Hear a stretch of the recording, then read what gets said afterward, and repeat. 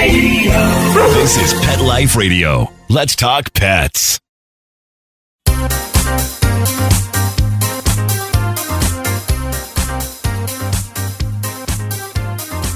Welcome to the Whisker Report. We're a podcast dedicated to helping anyone in the pet industry, whether you're in animal welfare or running a for-profit pet business. Get some PR visibility and buzz for what you do. Hello, everyone. I'm Mary Tan, the host of the show, along with my buddy, Mark Winter, the founder and executive producer of Pet Life Radio. Hey, Mark, what you doing this week? Hi, Mary. Yeah, I haven't spoken to you in a while with the holidays and everything. Yeah. We've had a lot of like SNL people on recently. We just had Chevy Chase on, and his documentary is playing right now on CNN, so we got him to talk about that. Actually, he was really funny and he was really nice, even though I don't know what his reputation says, but to us, he was really funny and he was really nice and talked about his dogs, too. We also had Rachel Dratch and Amy Sedaris, so we've had a lot of SNL people on. Well, you get to interview all the big celebrities, but you know what? We get to interview all the amazing marketing and PR people across the country here on the Whisker Report. Of course, we're so honored to be part of the Pet Life Radio Network because you can do PR for yourself. And Mark and I are going to help you each and every week. And today we are super lucky to have my bestie, Matt Aldrich. He's the founder of Pet Engine Marketing. Matt works with pet businesses and pet nonprofits to help them grow through smarter marketing. Everything from digital strategy and lead generation to branding and customer retention. Matt has spent years helping pet brands stand out in a very crowded, very competitive industry.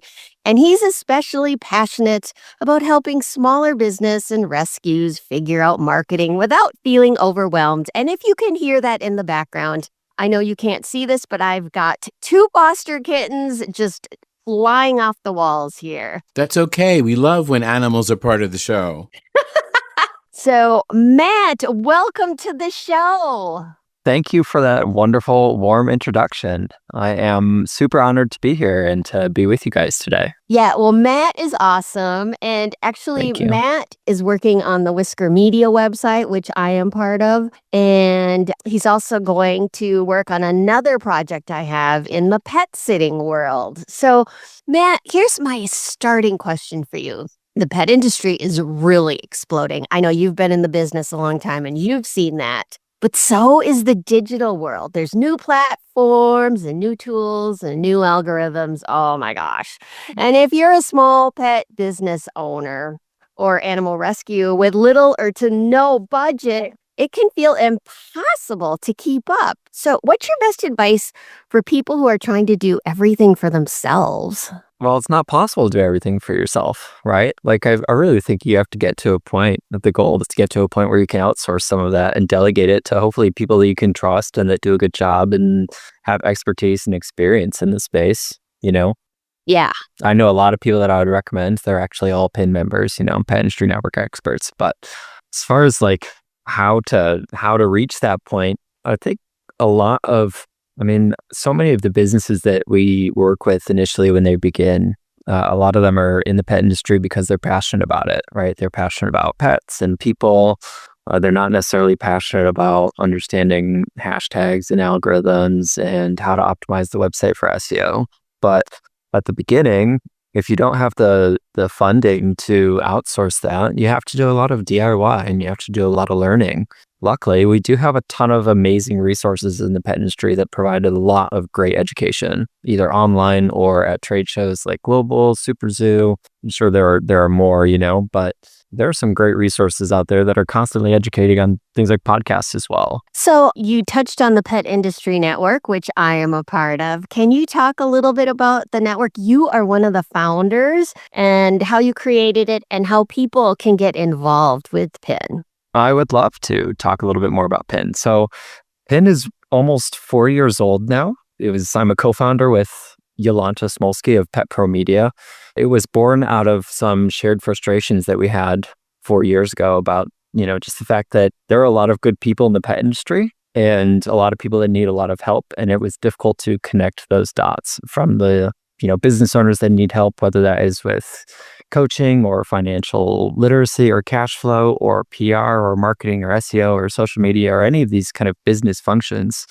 Pet business owners need those to run their business, and they're not sure where to turn. Maybe they've been burned in the past, or they don't trust anyone that is just coming in from outside the pet industry, all sorts of reasons. So we created the Pet Industry Network to really bridge that gap, and it has been a labor of love for sure. It's been intensive, but we love the group that we've cultivated over time. We love the members that are part of it, and we love the community that we've built around it. It has been something that we're really proud of, and also humbling, just the amount of people that are kind of like pulling for us and are in our corner and are also supporting what we do and what we're building. So if anyone wants to get involved, we're looking for not only business to business service providers like you, Mary, like me running an agency in the pet industry, you running a PR agency in the pet industry. We are always looking for trusted, vetted experts to join the Pet Industry Network. But if you run a pet business, whether it's a brand or a retail store or grooming salon, daycare, boarder, trainer, sitter, walker, whatever it is you run, if you want to get involved, you should join our email list. You can go to petindustry.network.com. We have webinars every single month. We have a big online virtual summit that happens once a year. There's some big news coming out about that in the near future. It's a little under wraps right now. So there's lots of ways to get involved, and it's a great learning opportunity and networking opportunity. Yeah. And I want to also point out, it's very affordable, right? We are really cognizant of, I think people think that folks who own a pet business are rich, right? They think they're making a lot. Do they think that? I know a lot of people who think, the pet industry, they're making so much money. And I want to say I've read that the average pet store owner is making between $40,000 and $50,000 a year and working 7 days a week, 24 hours a day. I could tell you they're wearing a lot of hats. And yeah, they're busy for sure. They are. So at what level do you think people are ready to hire an agency like yours or mine? Been thinking about this a lot. So we tend to work best with businesses that either have like some pre-established marketing or pre-established presence in the business or in their local community or in the space that they're operating in.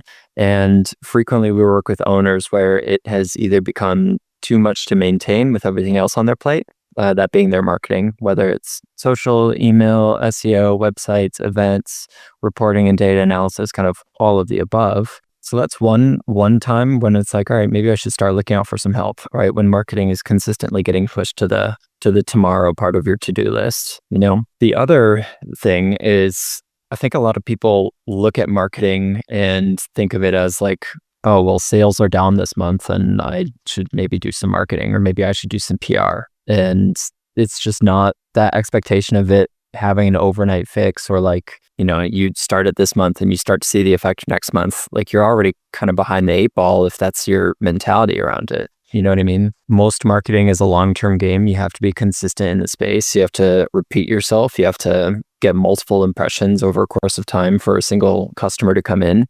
Brand awareness is not something that happens with one click. So it takes time. Right. The other thing I wanted to talk about is people don't understand the difference between PR and marketing. And we can both chime in on this one. So the way I look at it is PR is part of an overall marketing strategy. So the difference, what PR does is we're not pay for play. So we don't buy anything. So we're trying to get third parties to say great things about our product that our clients have. And so I think a lot of people don't get that, because I often get reached out to do, can you help with my website and different things like that. And I'm like, no, that's not me. I am horrible, as you know, Matt, from a technical standpoint. I can't do SEO and all of that. I'm the first to say that's above what I do. But talk about what your experience is with PR and marketing. Well, I definitely don't think they're competitors. I think they can work together, and they're different tools that actually work really well together. I think PR earns attention and credibility and trust, and marketing tries to sustain that credibility and trust, right? If you're Mm-hmm. consistent with your visibility and then you add in this factor that really increases trust through local PR or links in the news or videos in the news, things like that, you actually get a lot of growth when both of those reinforce one another. Actually, you and I could talk about a shared client, right? When we worked together with Bark and Love down in Arizona, their first year in business, you did a lot of PR for them. We were handling a lot of their website SEO and their ongoing SEO. And I remember their grand opening that we had helped them promote. I think what you did had a really important, like it was a really big piece of it, just in terms of getting a lot of word out. But the other infrastructure helped to maintain that over time. And her first year in business was better than some people's like 10th year in business. I mean, Right. they worked really well together, especially that grand opening event. I mean, we've got video. They had a line like down the block. And I think a lot of that was due to the two things working together really well. Absolutely. And that was Megan Ames, who we interviewed her about how she promoted that grand opening. And so she's on a prior podcast if you want to check that out. So my thought of it too is that when people come to me, I really think they need their marketing strategy. They need the basics set up. It's helpful to us to have it set up before you reach out to PR. We can get you attention, but we need a platform, which is what you do, to get that messaging across, right? Great social media, great websites. And so they work hand in hand, but I'm a firm believer, and some PR people may disagree with me, but that you need your basics set up first. You need your basic communication strategies. And that, I think, it ties into exactly what you do. Yeah, I mean, PR really supports SEO efforts quite a bit. Local links from local news channels and things like that can do a ton. But if you haven't set up your initial website in a way that Google likes in the first place, then it's not going to be quite as effective. That's just the website. You mentioned social media, but also email as well. Like if you just do PR and you get all this attention in the news, but then you're not kind of pulling your own weight to promote it through your own channels, you're kind of doing yourself a disservice and not getting the most out of your investment. So what do you think is more important? If you're a solopreneur running a pet store or a small rescue, do you think that email marketing is more important? Because a lot of times, they have email lists. I mean, they have people coming into the store. Or do you think social media is more important, or the website? What is the number one thing that you should do first? I'm going to say the website, although I think a lot of it also depends on your audience. We know business owners that cultivate like a really great audience on social, and it's because their audience, that's where they spend the time, and if they were to build an email list with that same audience, well, maybe that audience doesn't check their emails, or they're not like an inbox zero kind of person, or it goes immediately to spam. They don't seem to care about it, So a lot of it depends on, I think, what, best way that you want to communicate to your audience. You have to meet them where they are. Right, exactly. Well, we have so much more to talk to you about, but first we want to take a break. And when we come back, we're going to dive deeper with Matt. Real people, real stories. Our little dog developed this lymph problem. The chemotherapy lasted for 6 months, started developing more lymph nodes. So I thought I'd just try carnivore. The lymph nodes started to go down. Then I took him into the vet to have him checked out, and there was no signs at all inside. My cat had issues that developed in his eye, and 3 months later, my veterinarian said, let's go ahead and remove the eye. I heard the carnivore on advertising, so I said, you know what? I'm going to order this product. They did the procedure, they did all the tests, and they said, I don't know what you did. This product saved his eye.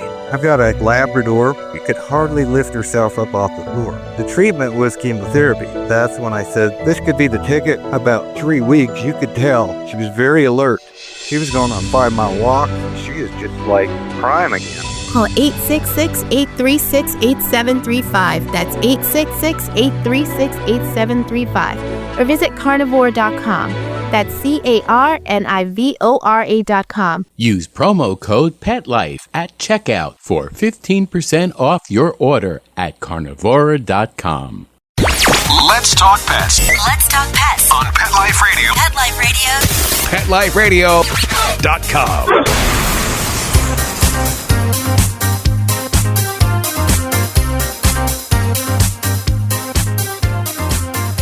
And And we're back with Matt Aldrich of Pet Engine Marketing.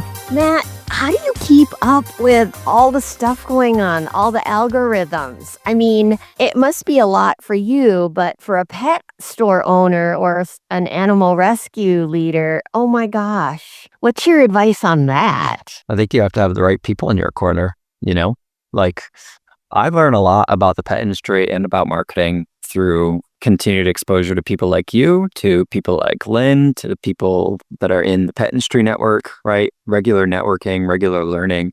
But I would say I've got a very different job and role than, say, like an indie retail store owner or a nonprofit, operator. Certainly there are places to learn and stay up to date with like what's changing in marketing and whatnot. But I kind of feel like you just need to have the right people in your corner that can handle that for you. Like you can pay a contractor to provide a service for you, right? Like I can go to Upwork or Fiverr and get someone to create 3 social media posts a week for me and say, okay, I've got social media done, right? But that's not really going to give you what you want. And what I think you're looking for in the right person in your corner is someone that's actually going to solve the problem for you and provide a solution. And social media might be part of that solution or it might not. But I think the solution is like, well, I either don't have to stay on top of marketing all the time because I've got this team or this person that does it for me. Or it's like, okay, I've got this problem and marketing is the solution. And it doesn't necessarily matter what tactics go into marketing, whether it's PR or social or email or SEO.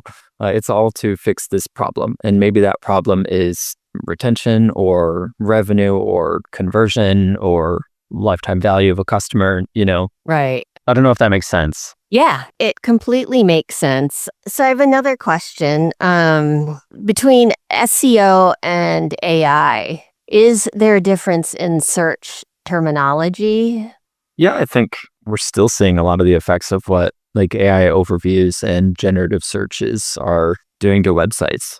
Oddly enough, we had a client last month that we posted a blog for them in November. And so it got indexed. And in December, that blog got something like 88,000 views. And this is unheard of for something that happened in a month. And my team and I are looking at this data and we're like, well, where does this come from? Right? Like this blog is 3 weeks old.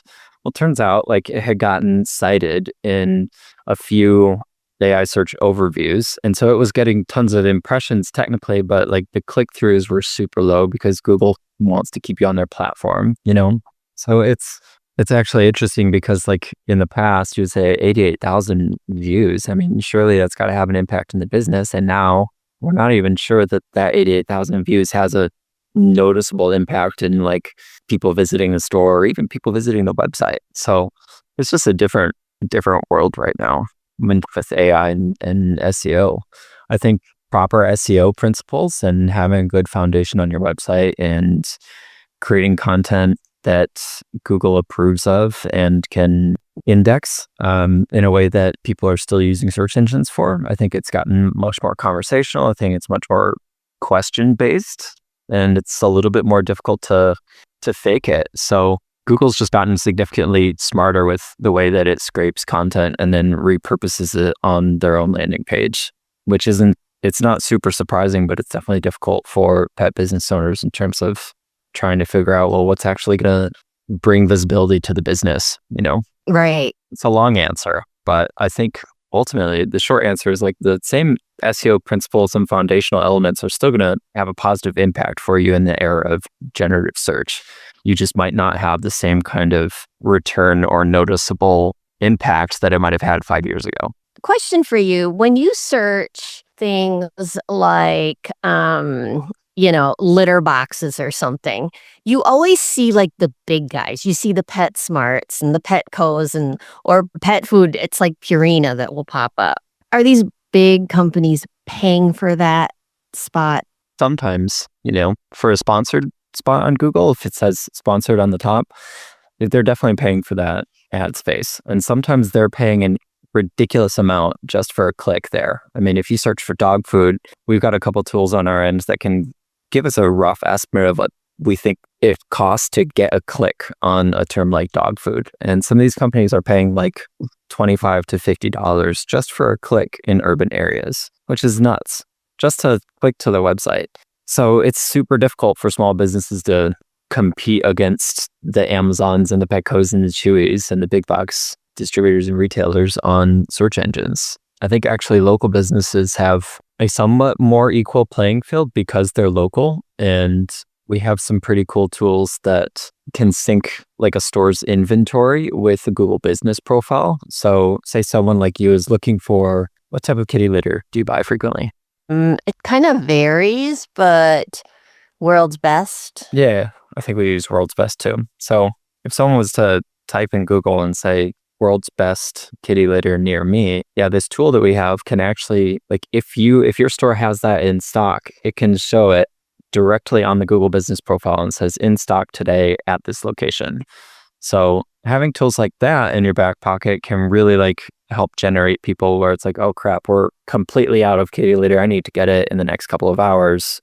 Where's the nearest resource for me? I can't wait for Amazon to give it to me in 24 or 48 hours. Got it. So when you put like cat litter near me, that's when it would pop up. Yeah, or buying a specific brand name, and as long as they've identified that they want to buy it locally or near me on that search, which isn't a perfect solution, but it's something, you can at least capture some last minute customers. And what I always tell like the retailers that we work with is, we're going to give you shots at bat, right? Like we're going to give you the opportunity for customers to come into your store. And once they are in the store, it is entirely up to you to turn that new customer into a long-term customer through product knowledge and in-store experience and doing everything that you can to make that customer come back, whether that's a loyalty program or walking them out to the car with their products. Like that customer is worth so much money. And that's why these bigger companies are willing to pay like $25 just for a click to earn that customer. Wow. Amazing. So as a marketer, what's your number one pet peeve of working with some of your clients? I mean, and this is not meant to be negative. It's just, a way to like educate people. Like, what do you need from them? Because everybody's so busy. And I'm going to tell you this, that sometimes there's a lack of response when I need something. And I am guilty of this too, of course. But what are some things that really kind of hold you back from accomplishing what you're hired to do? I'll share mine, but then I want to hear yours too. Okay.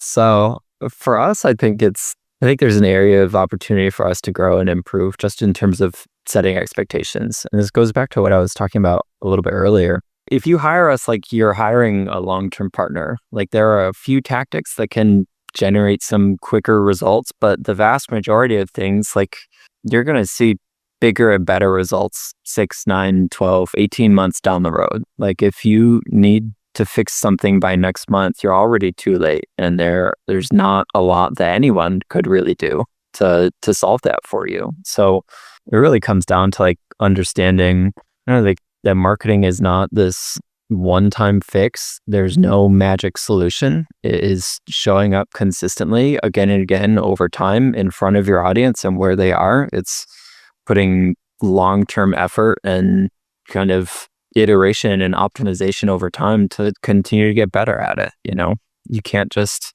do it one time and say, okay, well, I did the marketing. We're done. Now the customers are going to come to me. That's not how it works. Yeah, it's very similar in PR. My number one thing is they don't have anything to promote.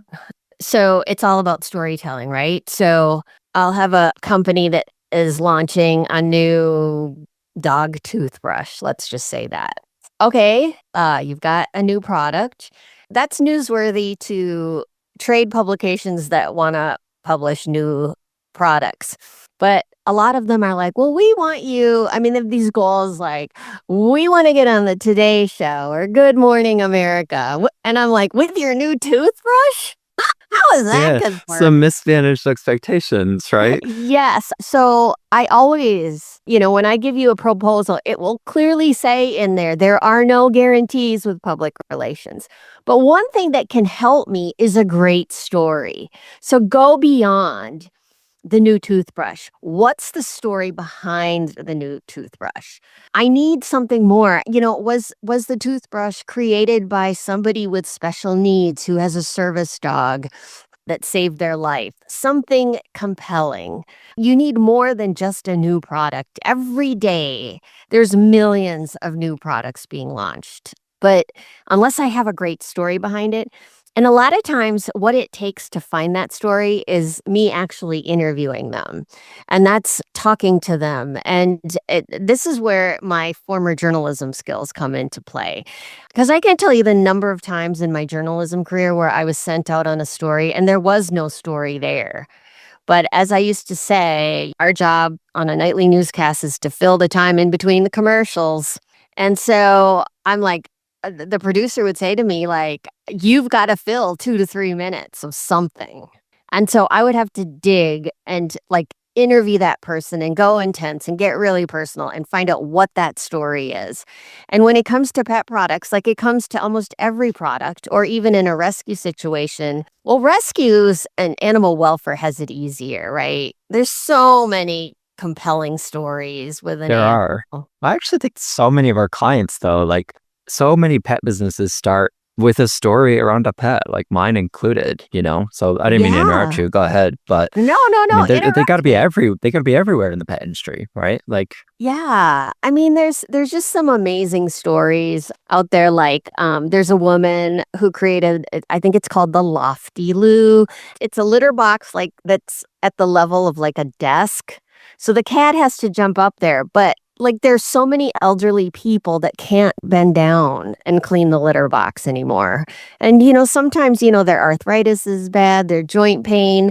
And she created this, I believe, for a family member who couldn't bend over but didn't want to give up the cat. As a former shelter employee, I've seen cats given up because the person could no longer care for them. That's a really great story, it right? is. I mean, It's got a that's a nice story angle. behind it. And for example, that's a great story to pitch the AARP magazine. And what you would do is the story, Lofty Lou would be part of it. But the reporter then would make the story broader and talk about all the other aspects of aging with a pet. And then they could put Lofty Lou in the story. And so that's kind of how, because no reporter wants a sales pitch, but that's how you can get a new product into thing. It's got to be part of a story that's super compelling. And there's so much news time. There's so many websites that need content. There's so many social media people that want to tell a story, even in a small post, in a short post. So storytelling, the lack of stories is one of my biggest challenges, Stories and sell. yes. And the expectations, you're 100% correct. They're like, okay, I'm hiring you. When can I go on the Today Show? And I'm just like, oh my gosh. So, I mean, I try to really prepare people. Like, I think as us being contractors, like we give people full transparency. Nobody can make any guarantees that we're going to sell 100 million litter boxes for you. Shouldn't make those guarantees. If people are guaranteeing you that, you should run from that person. Yes. They're full of it, Yes. And it's just so funny because one of the people I pitch to is with us on this podcast. Mark, I send you press releases and you get all those press releases from manufacturers and different things. Do you read them and are you looking for a story? No, as soon as I see they're from you, I just delete them. I look at all of them, and most of them, if they're a product and it's just a product, I send them to Best Bets for Pets, which is our product show. I don't send them unless there's a story attached, and I've changed my view on what we do here, is that if someone's pitching a product, they have to sponsor the episode. If they just want to talk about a story and maybe mention, this is Bill from World's Best Cat Litter, and today we want to talk to you about feline nutrition. That's okay. That would be fine. But then if they're going to say, but, you should buy World's Best Cat Litter because of this and this and this, no, you can't do that anymore. And you know what, Mark? You're like on trend with everybody else because, for example, a lot of local news stations have these lifestyle shows that look like news, but every single person on those shows have paid to be on the show. Like if you watch the 3rd and 4th hours of Good Morning America or the Today Show, for $25,000, you can go on their show. And so PR is really changing because the media is drastically changing. It is becoming more pay for play as less and less people are getting their news from local media. And that's a whole nother ball. That could be like a 10-hour podcast episode. And that might be true. And so pay for play, and that's where marketing is becoming more important because a lot of marketers are pay for play. Matt, you don't do, so what I do is called earned media, but you don't do the pay for play stuff. Do you help clients purchase ad space? Not quite. I mean, we run Google ads and Meta ads, but not in terms of like helping them purchase advertising on a podcast or purchase advertising on a publication. That kind of ad buying or media buying is not really our thing. Yeah, that's a different group of marketers, I like to think. But you do, Google ads are so important. In a competitive space, yeah, most of the time. If realistically, you have to, 90% of the world is still using a search engine when they're trying to find a service they need or a product they need or an answer to a question, and if you're not visible in a search engine, like you're probably struggling. Right. Exactly. Well, I guess we're coming to the end of the show, and I just wanted to ask you, Matt, do you have anything else you want to add, say, recommend, advise? Just that we work really well together.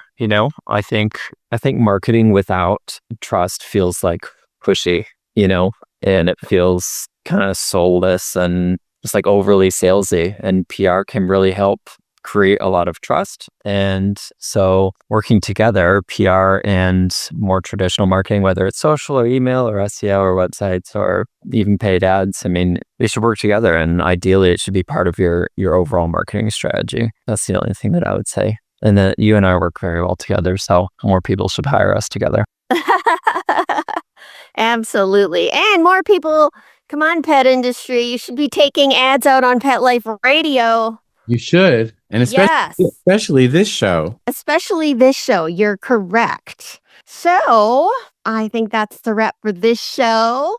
And we are so excited to be doing this for all of you out there who are working every day to make life better for animals and make some money on the side because, you need money to survive in this world. So do you have a question that you want us to answer? Well, you can reach out to us on Instagram or Facebook under Whisker Media, and we'll try to answer it in a future episode. So, as we always say, bark loud and purr smart. See everyone later. Let's Talk Pets every week on demand, only on PetLifeRadio.com.